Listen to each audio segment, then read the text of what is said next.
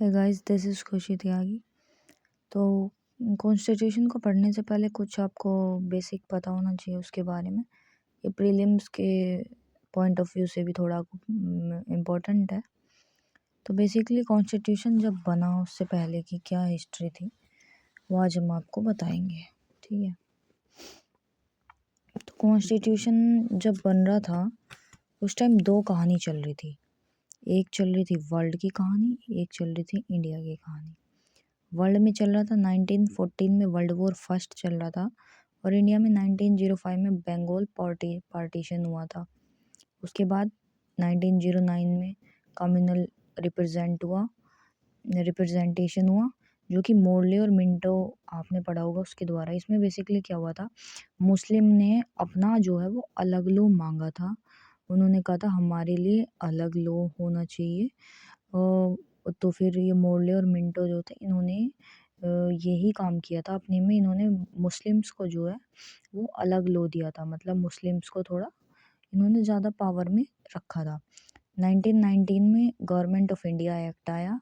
उसके बाद 1928 में नेहरू रिपोर्ट आई। नेहरू रिपोर्ट में क्या हुआ था, बेसिकली नेहरू रिपोर्ट में हुआ था कि कॉन्स्टिट्यूशन से रिलेटेड ही था इसमें कि हमें एक अपना अलग कॉन्स्टिट्यूशन चाहिए, उसमें क्या क्या होना चाहिए।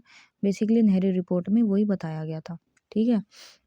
उसके बाद 1920 में यहाँ पे लीग ऑफ नेशन बनाया गया।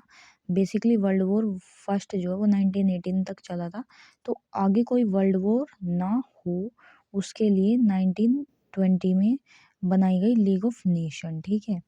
यहाँ पे वर्ल्ड उस टाइम ऐसे ऐसे वर्ल्ड में वर्ल्ड वॉर फर्स्ट चल रहा था और इंडिया में ये सब हो रहा था, ठीक है।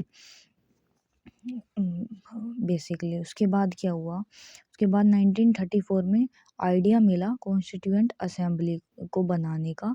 जो ये किसने दिया था वो इम्पोर्टेंट है, एम एन रॉय के द्वारा। किसके द्वारा? एम एन रॉय के द्वारा, ठीक है। उसके बाद 1935 में इंडियन नेशनल कांग्रेस आई, ठीक है। 1938 में जवाहरलाल नेहरू जी ने इसके बारे में कहा। तो बेसिकली अभी ये है कि इंडिया जो है वो इंडिपेंडेंट नहीं हुआ है और कुछ पता नहीं है कि कॉन्स्टिट्यूशन अभी पास होगा कि जो ब्रिटिशर्स है वो मूड में है या नहीं है। बट इंडिया में अपनी कहानी, खुद की कहानी चल रही है, सब अपने पॉइंट ऑफ व्यू दे रहे हैं, ठीक है। 1944 में अगस्त ऑफर के नाम से जिसे बताया जाता है, जो ये डिमांड करी थी कॉन्स्टिट्यूएंट असेंबली की, ये एक्सेप्ट कर ली जाती है 1940 में, ठीक है। 1942 में क्रिप्स मिशन आता है।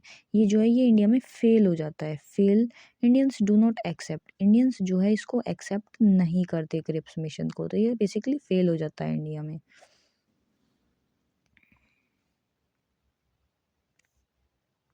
उसके उसके बाद 1942 में क्रिप्स मिशन आया जो कि फेल हो गया इंडिया में। उसके बाद 1946 में कैबिनेट मिशन प्लान आता है, ठीक है।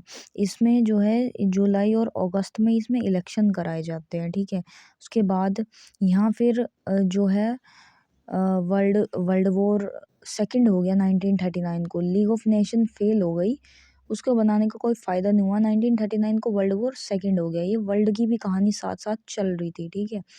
उसके बाद क्या हुआ, 1941 से वन में यूएस आ गया। यूएस का बेसिकली काम क्या था, यूएस को कोई फ़र्क नहीं पड़ता था कि कौन लड़ रहा है कौन मर रहा है। उसका काम ये था बेसिकली आपस में लड़वाना, जो बाद में बचेगी उसको मार के अपने आप को सेटल करना। यूएस का बेसिकली ये काम था, ठीक है। 1945 में वर्ल्ड वॉर सेकंड का एंड हो गया था, ठीक है। उसके बाद बनाई गई थी यूनाइटेड नेशन। 24 अक्टूबर को यूनाइटेड नेशन बनाई गई थी। वर्ल्ड वॉर सेकंड का एंड हो गया था जब बम वगैरह गिरे थे जापान पे, ठीक है। तो उसके बाद बनाई गई थी यूनाइटेड नेशन। 24 अक्टूबर को बनाई गई थी। बेसिकली ये भी वर्ल्ड वॉर आगे ऐसे ना हो उसको रोकने के लिए ही बनाई गई थी, ठीक है। ये सब हो गया। उसके बाद जो है 1946 में कॉन्स्टिट्यूएंट असेंबली आई थी। 1946 में कॉन्स्टिट्यूएंट असेंबली जो है वो बनाई गई, ठीक है। 1946 में बेसिकली वो बन गई थी, ठीक है। 13 अक्टूबर 1945 को इंडिया जो है वो मेंबर बना। किसका? यूएन का, यूनाइटेड नेशन का मेंबर बन गया था।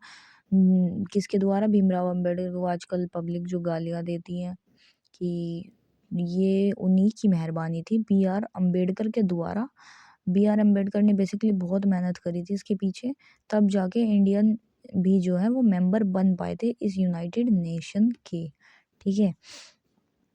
और आर्टिकल ये था बेसिकली कॉन्स्टिट्यूशन का पहले का, जो आपको थोड़ा बहुत बेसिकली थोड़ा बहुत जो है इसके बारे में आइडिया होना चाहिए, ठीक है।